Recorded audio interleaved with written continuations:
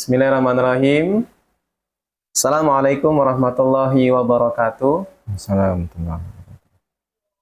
Bapak Ibu guru hebat, perkenalkan nama saya Herizal, CGP Angkatan 7 dari SMP IT Generasi Robbani Kota Bengkulu. Dan Alhamdulillah hari ini saya berkesempatan bisa mewawancarai langsung dengan Kepala Sekolah SMP IT Generasi Robbani Kota Bengkulu, Ustadz Medi Prasetya SSI. Dalam kegiatan aksi nyata di modul 3.2 A9 tentang peran pemimpin dalam pengelolaan sumber daya. Sebelum masuk ke dalam pembahasan, yang pertama saya mengucapkan terima kasih banyak kepada Bapak Fasilitator di CGP Angkatan 7 ini, khususnya untuk Bapak Mariono. Kemudian saya mengucapkan terima kasih banyak atas bimbingannya Ibu Pengajar Praktik, Ibu Nini Yuliarni MTPD. Baik, gimana kabarnya Ustadz? Sehat hari ini? Alhamdulillah. Alhamdulillah sehat. Nggak apa-apa Ustadz, hari ini saya mau mewawancara nih. Ya, Boleh? sharing. Boleh. Ya memang kemarin beberapa hari yang lalu saya sudah menyampaikan pesan sama Ustadz untuk bisa berjumpa dan kita bisa sharing ya tentang sumber daya atau aset yang ada di lingkungan sekolah kita ini. Boleh ya saya? Ya, boleh. Kita langsung saja. Pertama ini Ustadz, mungkin tentang berbicara tentang aset. Mungkin aset apa saja yang kira-kira mungkin dimiliki oleh SMP IT Generasi Robbani ini, mau dia internal ataupun eksternal. Mungkin nanti bisa diceritakan. Kebetulan di dalam CGP ini, di modul 3.2 ini, kita lagi mempelajari tentang 7 aset yang ada di lingkungan sekolah. Itu yang pertama ada aset modal manusia, kemudian ada modal sosial, kemudian modal politik, dan ada modal agama dan budaya, kemudian ada bangunan atau fisik, kemudian lingkungan alam, dan terakhir ada modal keuangan.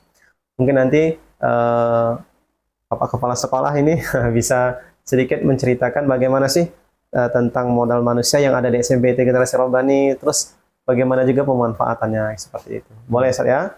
Kita langsung saja Ustaz. Kira-kira untuk modal manusianya seperti apa Ustaz di SMP IT Ustaz? Baik, mungkin nanti agak tidak beraturan ya karena saling keterkaitan ya. Jadi memang di setiap sekolah itu punya aset yang berbeda-beda ya. Iya, benar sekali. Yang pertama misalnya aset manusia ya kan. Kalau bicara manusia berarti ada kepala sekolahnya, gurunya, murid-muridnya, ada orang tua, termasuk juga sebenarnya warga sekitar. Warga sekitar. Oke.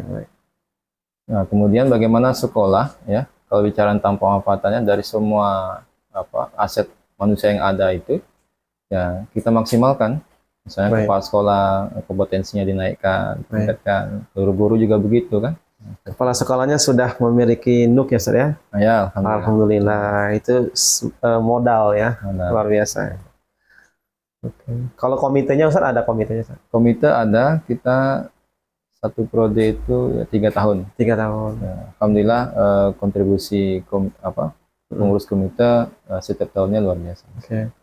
Tadi Ustadz mengatakan murid yang beragam ya saya menjadi sebuah modal juga. Itu strategi pemanfaatannya terhadap murid dan wali murid itu seperti apa yang selama ini dilakukan? Jadi kan punya keterkaitan ya antara guru, orang tua, dan murid ya. Jadi kita punya input, gitu kan? Murid kita seperti apa, kemudian aset guru yang ada itu kemampuan seperti apa, ya kita arahkan untuk menumbuh kembangkan potensi anak-anak, apakah itu prestasinya, karakternya, ibadahnya, seperti itu. Ya memang menerapkan ya, mereka belajarnya gitu ya. Termasuk juga orang tua kan. Jadi ada keterkaitan antara perlakuan di sekolah dengan rumah. Di rumah. Sehingga tadi aset antara guru, sekolah, rumah, orang tua itu berjalan. Berarti modal manusianya ini luar biasa, boleh bilang saya. Untuk guru-gurunya nih, guru-gurunya itu udah sarjana semua kira-kira. Ya, alhamdulillah sudah rata-rata S1. Ya, rata-rata S1. Ada yang 1 orang S2 dan 2 orang sedang proses pengambilan S2. Baik, Ustaz. Baiklah. Baik, Ustaz, ini mungkin cukup ya mungkin ya modal manusianya dan untuk pemanfaatannya. Kemudian untuk aset yang kedua ini Ustaz, di modal sosial. Nah, kalau modal sosial gimana Ustaz? Kita alhamdulillah apa namanya itu, rasa empati dari manusia yang ada ya di sekolah kita ini luar biasa tinggi ya. Itu terlihat dari misalnya respon kalau ada berita duka gitu kan. Kemudian apa namanya, ketika ada bencana, ada ya, bantuan-bantuan itu, semangat setiap warga sekolah itu luar biasa. Nah, termasuk juga kita punya Lazis, nah, gitu kan. Nah, jadi apa, aset sosial ini harus dipupuk sehingga keberadaan sekolah juga terasa oleh banyak orang, warga sekitar sekolah gitu. Ya, dampaknya seperti itu. Dampak pemanfaatannya berarti terasa juga ya, seperti itu. Misalnya infak untuk Palestina, ada banjir seperti itu. Apa SMPIT berbagi ya, baik. Kemudian untuk ini Ustaz, kalau dia modal politik, gimana politik? Ya, kalau politiknya bicara tentang ini ya, apa namanya itu, nilai tawar kita ya. Misalnya kita punya relasi dari misalnya puskesmas gitu, kita punya relasi misalnya ya, apa namanya, wali murid yang punya apa jabatan, benar. Profesi yang sangat strategis buat kita manfaatkan untuk mendukung kemajuan sekolah. Baik. Misalnya ya kajian-kajian strategisnya terkait kurikulum, misalnya ada mengisi kajian, mengisi parenting atau pelatihan guru, itu kita berdayakan ya. Baik. Jadi puskesmas ini sering Ustaz ya? Sering. Di sekolahnya sering. Ya.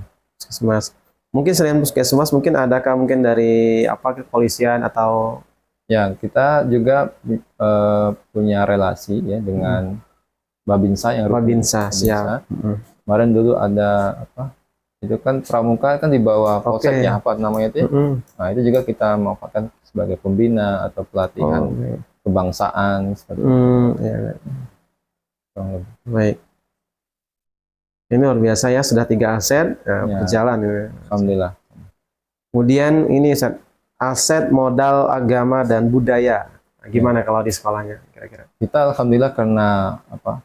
Basisnya itu adalah sekolah IT. Islam. Ya, jadi orang tua pun niat sekolah sini ya lebih dominan ini kan agamanya kan, maunya agama. Nah, sehingga kita modal awal kita itu ya kita sevisi dengan orang tua. Satu visi orang tua. Untuk membangun sekolah yang religius, anak-anak yang taat dalam beragama. Seperti itu. Kalau untuk modal budayanya Ustaz, budaya. Mungkin ada pertunjukan budaya-budaya seperti apa mungkin kan? Ya. Kita sebenarnya secara prinsip kita terbuka aja kan. Semua budaya ya, Indonesia, khusus untuk Bengkulu kita welcome aja, tapi tetap kita kemas sesuai dengan nilai-nilai Islaminya seperti apa.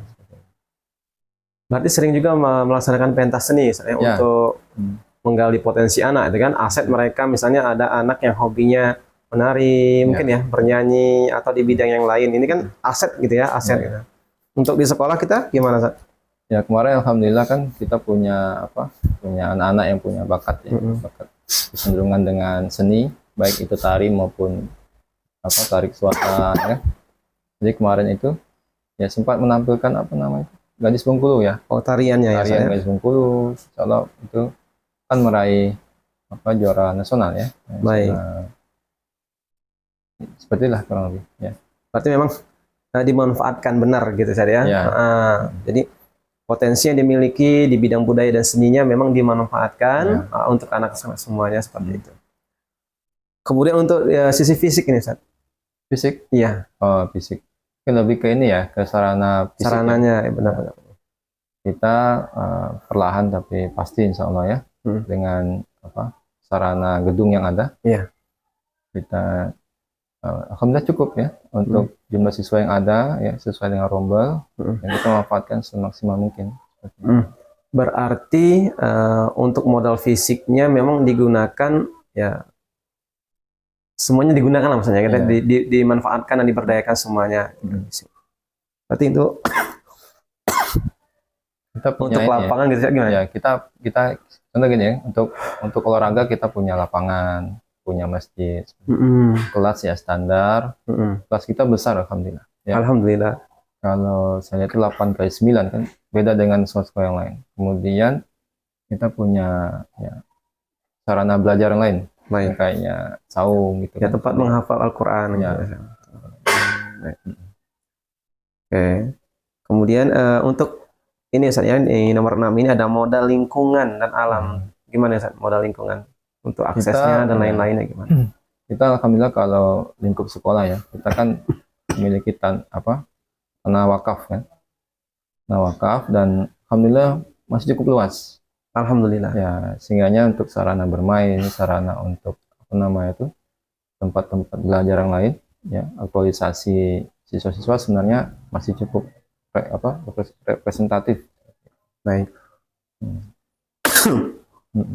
Berarti dengan adanya ruang mungkin lahan yang terbuka ya, itu bisa dimanfaatkan untuk pembelajaran juga artinya, untuk outdoor studinya dan manfaat lain-lain.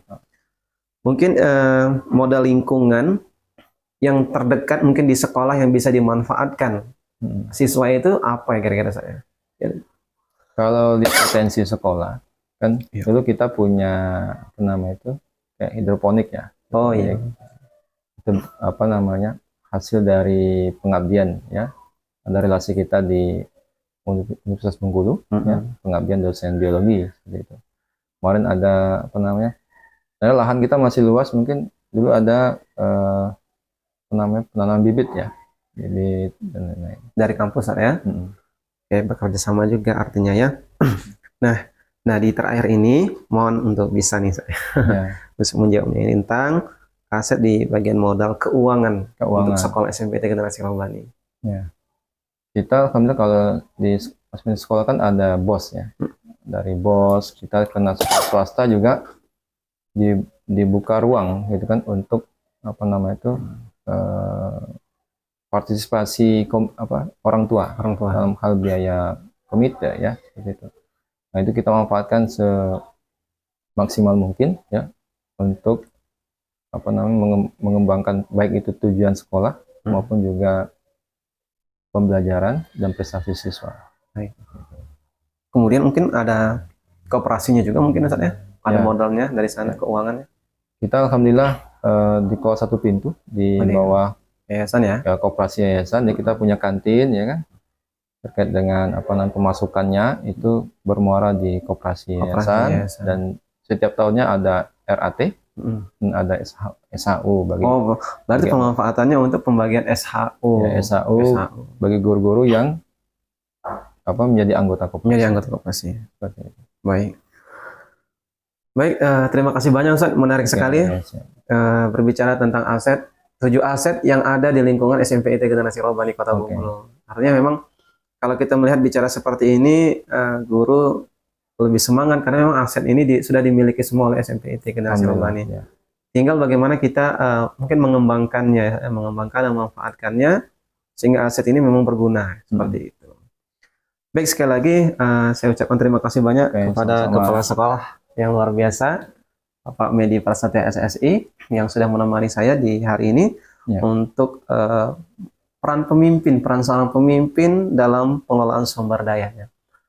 Baik, mungkin ini saja yang bisa bisa sampaikan ya tentang pemanfaatan 7 aset yang ada di